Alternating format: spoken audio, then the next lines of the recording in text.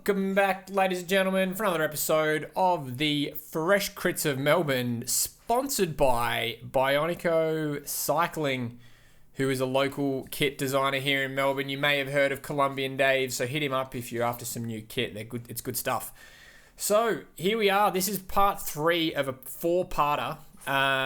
Obviously, we're down at Caufield Carnegie Cycling Club at trusty old Glenvale, but I don't know if there's going to be a part 4, ladies and gentlemen, because we've had some pretty average weather here in Melbourne, and they've called off the race today, Sunday, when this is getting recorded. So I'm not too sure if there's going to be a part 4. So make sure you hit subscribe and stay tuned, because you don't want to miss out. So today, obviously, like I said, we're down at Glenvale. The conditions are immaculate. They're absolutely perfect. There's not a breath of wind. It's a beautiful sunny day. Temperature was like 20 degrees or something, so it was absolutely perfect for some racing.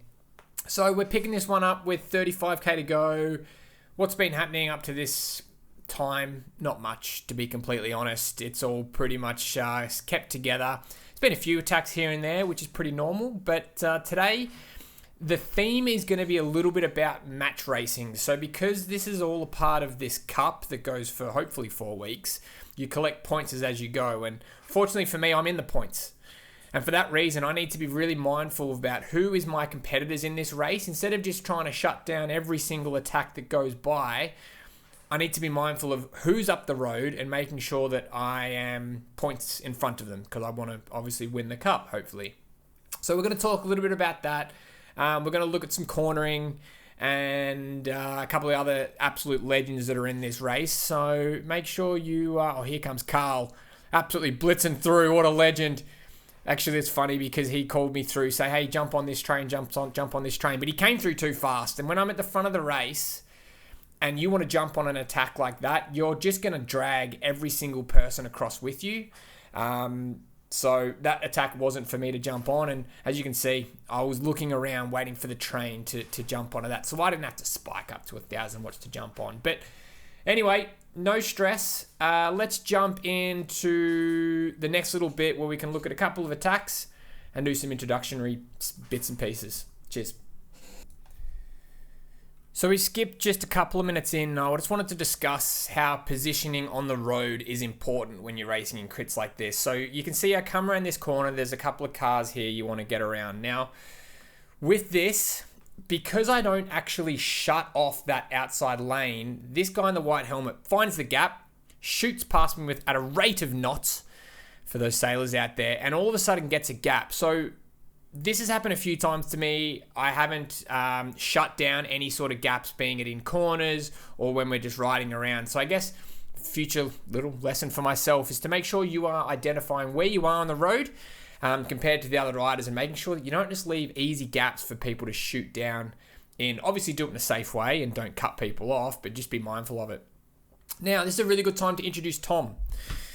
So Tom in the blue kit here, he loves blue, number 41. He was my lovely guy. He was my main competition for today's race. And I don't know if he picked this up halfway through, but basically every attack that he went in, I was a dead weight trying to bring him back, purely because we're only 9 points separated. I'm 9 points in front. So I didn't want that gap to get any smaller. So in order for me to, make sure that doesn't happen, I need to stick with him. Now, what Tom's strengths are, and we'll talk about this a little bit later, is his ability to sit just above threshold and just grind it out. I'm not that sort of rider. I hate that sort of stuff. Instead, I prefer a sprint, and that's something I need to work on in the off-season. But we'll get to that a little bit later. Ladies and gentlemen, introducing Tom, absolute superstar. Make sure you say hello next time you see him. So we're picking this one up just 5 minutes later, and I wanted to talk about Tom and his seated acceleration here and how you can use that to create gaps, especially when the pace is low. So he sits in the saddle, pumps out 400 watts here, and instantly creates a gap. Now, if he had sprinted, that's basically telegraphing it to the entire peloton that he's trying to make an effort to get away. Before I continue, look at Neve's perfect cornering, absolute textbook, gain speed through that corner. That's fantastic. Great work, Neve. So, like I said, the difference between the seated and standing acceleration is when you are wanting to attack the group or sprint past them, and you're out of the saddle, everybody knows that's what you're trying to do. But when the pace is low and you could do a really nice seated acceleration, often the group's not going to really pick up that you're actually creating a gap because it doesn't look like it, it's kind of hidden, I guess. So I guess that's a little cheeky thing that you can try out in the next crit race that you do is see if you can create a gap by doing a seated acceleration, and you'd be surprised how sometimes it can pay off and you can create a little gap that way. But enough of that. We're going to skip forward and jump into the first sprint points of the day. Get around it.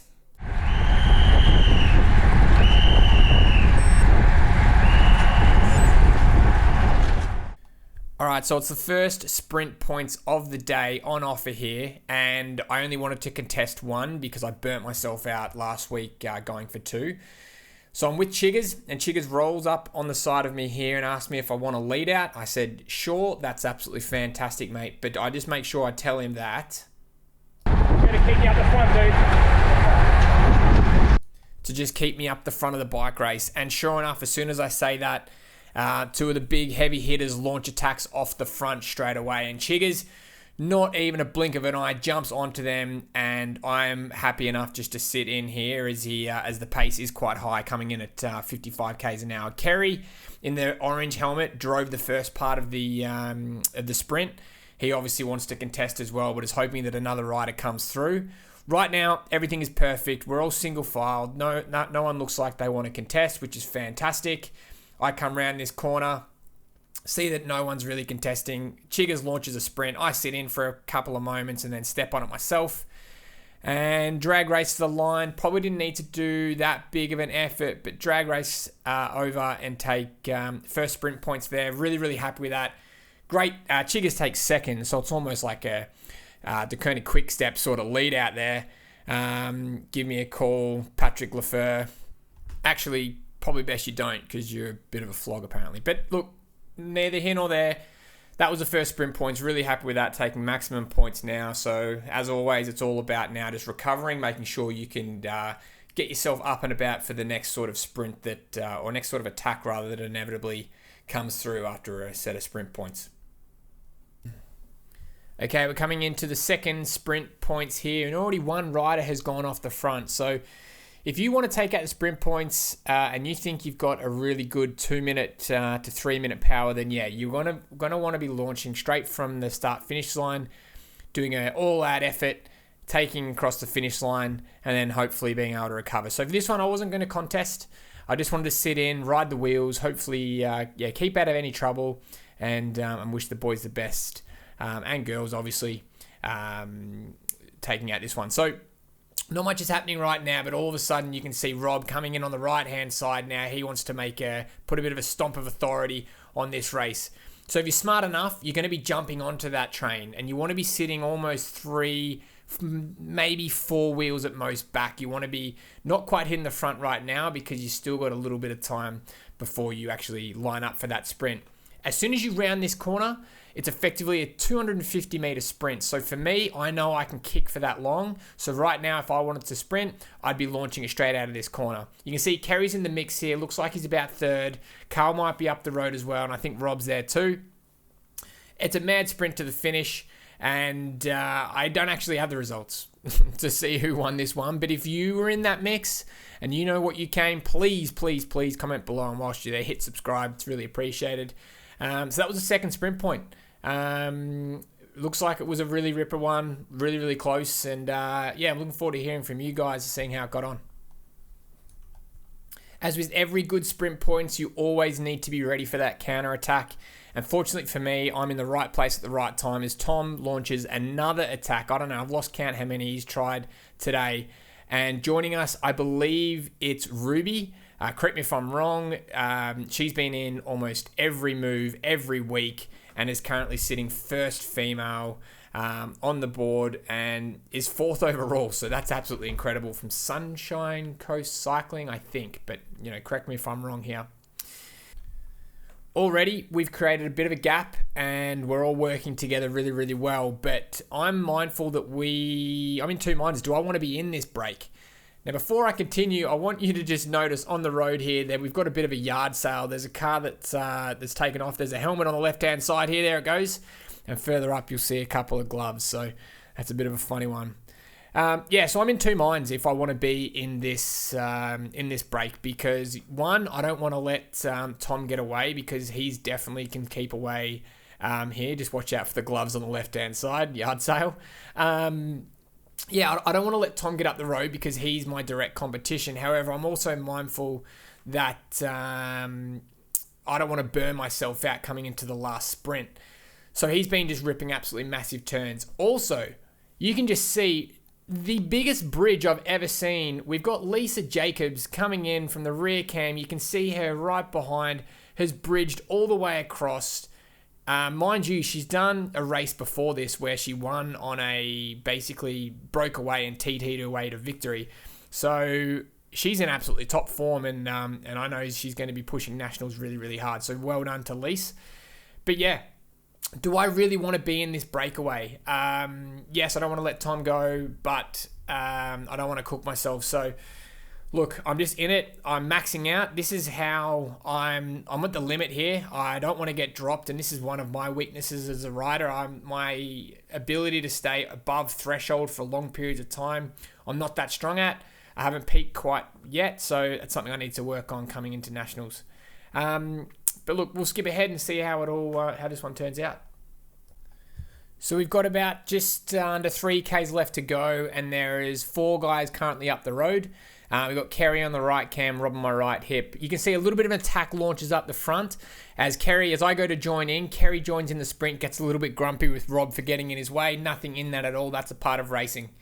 I managed to sprint up, catch the guys up in front of me here, because you don't want to create any gap. And obviously, who I'm match racing today, Tom, is in that group, and didn't want to let him get too far away at all. So with 2.5Ks left, the group in front of us is looking pretty established, and they're working together to create the gap that they already have. Now, I'm not overly concerned about those guys up the road, purely based from a points perspective. Yes, I do want to win the race, but I'm also mindful that I need to conserve my position where I am in the cup. So that group up the road, none of the real big hitters that I'm on the lookout for.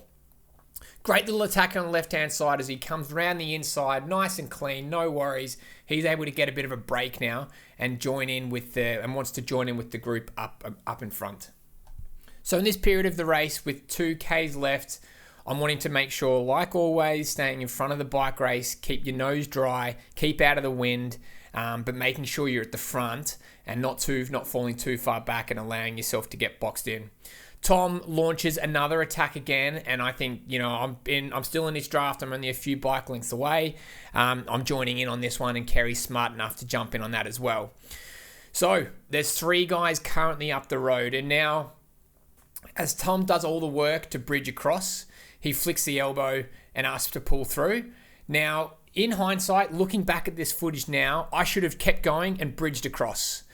Why I didn't, I don't know. I might look. I'm pretty cooked. I wanted to make sure my legs are good for the sprint. But looking back now, yeah, it would have been really smart to use that acceleration that Tom had slingshot me through to a little bit of an effort to sprint across to get that group, and then we could have brought this back down to a bunch sprint.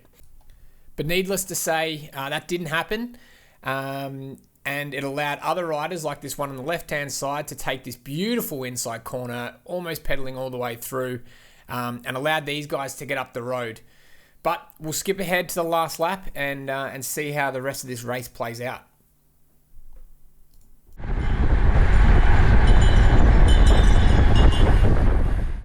All right, so we've got the bell. It's the final lap, and I'm pretty happy with where I'm currently positioned. I'm sitting about 5th or 6th wheel. However, there are 3 guys still up the road, and you can see them there going around the corner. So I'm happy because I've got some really big, strong riders in front of me, and I know that they've got a big kick. So if I'm able to sit in their wheels, I'm going to be in a good spot coming into the final sprint.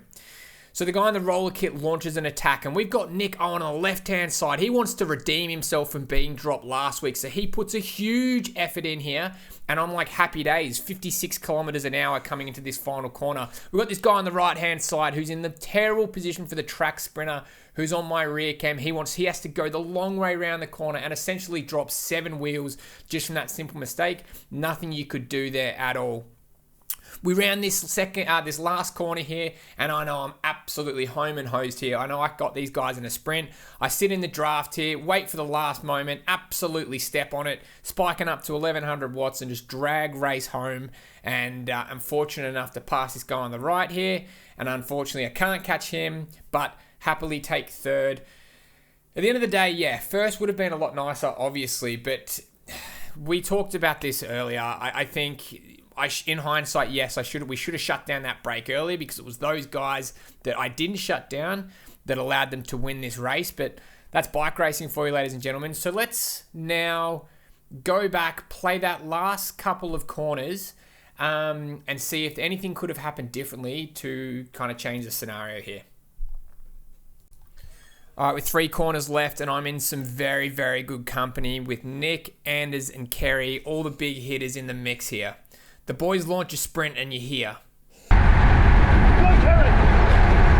When I hear that, I know I'm in good position, because then I can sit behind this rider here, but things are about to get thrown an absolute massive curveball. See this guy in the white here? He's been dropped, and he's basically just trying to soft pedal, and that stuffs up everyone on my rear wheel. I'm going to play this rear cam. You can see here we've got the track sprinter on my right hip. He is forced to go ride, bringing the entire peloton with him, and effectively he drops 7 places and a whole bunch of bike lengths to jump back on.